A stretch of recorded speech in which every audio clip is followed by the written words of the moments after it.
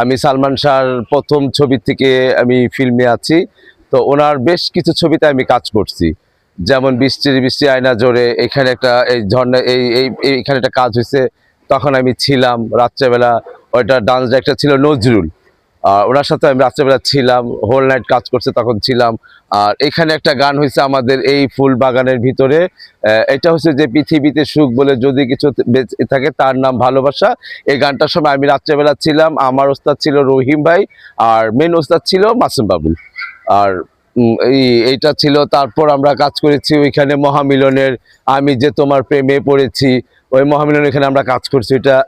তারপর আমি আরেকটা ছবির কাজ করছি জীবন সংসারে, আরেকটা কাজ করছি এখান থেকে এই শিল্পী সমিতির থেকে নিয়ে ওই গেট পর্যন্ত। হ্যাঁ হ্যাঁ, তখন আমি সহশিল্পী কাজ করতাম। তখন আমি একটা কাজ করছি, এই গানটা ছিল যেমন মুকুর তেমন কুকুর বলে যে তাকে, এই গানটা তখন আমি ছিলাম ভাইয়ার সাথে, ডন ভাই ছিল। তো যাই হোক আমরা ছিলাম। সালমান খুব একটা ভালো মানুষ, অনেক ভালো মানুষ, যখন দেখতো আমাদেরকে খুব আদর করতো। খুবই ভালো, আলহামদুলিল্লাহ খুবই ভালো। তো আজকে আবার আসছে আমাদের নাচের একজন আমাদের সহযোদ্ধা ছিল, খুব ভালো, রনি। ও মিলাদের আজকে 4 দিন, ওর জন্য এখানে আসছি আজকে আমি। তো এর মধ্যে সালমান ভাইয়ের কথা স্মরণ করলাম এই বাগানে ঢুকেই, এই জন্য কথাগুলো মনে পড়লো। তারপর ওইখানে একটা করা হয়েছিল বিচার হবে ছবিতে। তো আমি বেশ কিছু ছবির সালমান ভাইয়ের কাজ করছি, আমার কাছে খুবই ভালো লাগতো। সালমান শাহর অভিনয় কেমন ছিল?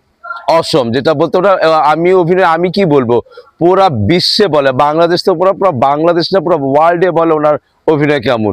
আমার ফ্যামিলিতে এমন কোন জাফর ইকবাল চিরসবুজ ছিল, সালমান শাহ চিরসবুজ ছিল, বুলবুল আহমেদ চিরসবুজ ছিল, আলমগীর সাহেব পুরো চিরসবুজ ছিল। ওনাদের ছবি আমরা ছোট কালে সারা সারা রাত দেখতাম।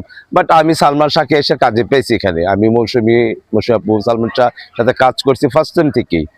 আচ্ছা, অনেকেই বলে যে সালমান শাহ যখন ইন্ডাস্ট্রিতে ছিল তখন তেমন জনপ্রিয়তা ছিল না, তখন ওনার সিনেমা নাকি ফ্লপ হতো, আর যখন মারা গেছে তখন নাকি সালমান শাহ। এটা ভুল, এটা যারা সিনেমা প্রেমী না তারা কখনোই কথা বলবে না। সালমান শাহর মোটে আমার মনে হয় একটা ছবি ফ্লপ না। সালমান শাহর 27টা ছবির ভিতরে যতগুলো ছবি সবগুলো হিট। হয়তো 2-1টা ছবি, হাতে গোনা ছবি, 2-1টা ছবি হয়তো ওই যে লাস্টে 2-1টা ছবি কিছু বাকি ছিল অংশগুলো, ওগুলোই হয় নাই। আর বাকি সব ছবি, কিয়ামতে কিয়ামত, অন্তরে অন্তরে, তারপর আপনার গিয়ে যে তুমি আমার, মায়ের দিকের গান ঝর্ণা স্পুটে করা হয়েছে, তুমি একটা চোর আমি একটা চোর। অনেকে সালমান শাহকে দেখেই নেই কিন্তু তার বিষয় নিয়ে কথা বলে। আর আমরা তো তার সাথে কাজ করছি, ইভেন সালমান ভাইয়ের সাথে আমরা কাজ করছি, সাথে ছিলাম, এই জন্য আমরা সব তাকে বলতে পারি। ওনার মতো মানুষ আমি মনে করি না যে বাংলার ইন্ডাস্ট্রিতে হবে। দ্বিতীয়টা আরেকটা বিষয় আমরা যতদূর জানতে পারছি যে 1996 সালে সালমান শাহ তখন বেঁচে ছিল, সালমান শাহ মুক্তি পেয়েছিল প্রিয়জন, আর মান্নার মুক্তি পেয়েছিল রুটি।